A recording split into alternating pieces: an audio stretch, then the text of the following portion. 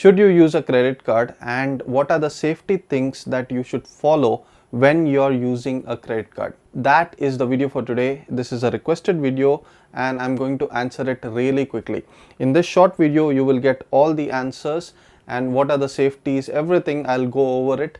It will answer your doubts about credit cards and how you should use them.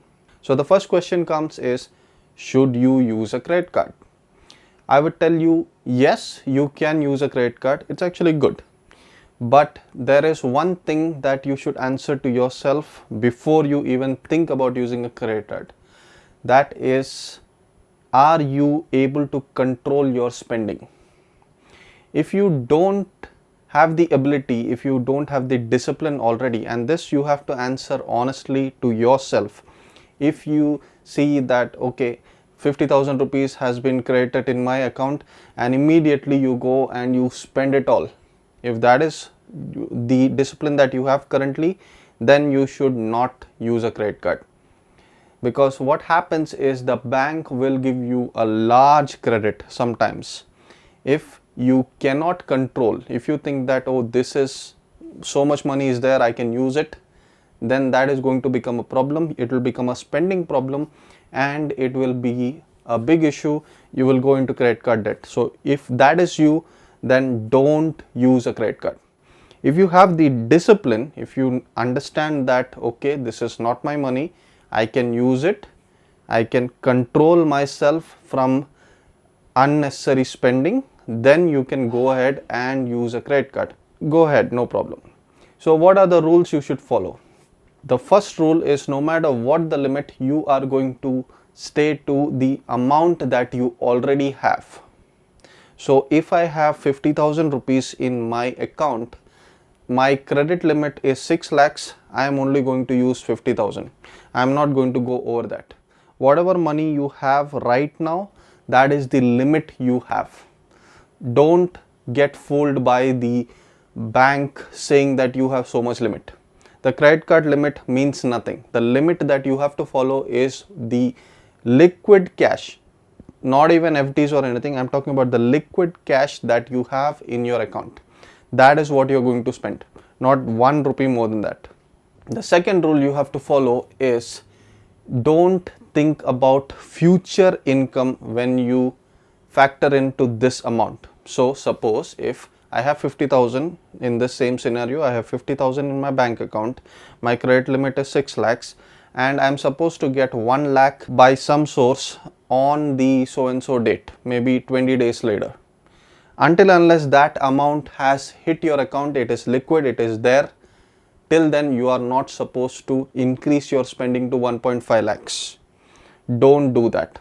Many people think about future income that has to come and then they factor it into this equation and then something goes wrong and you are into the problem.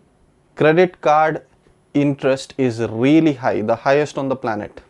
So don't fall into this trap. Third rule you have to follow is, you are going to pay your credit card in full. Whatever the statement amount is, you are going to pay it full.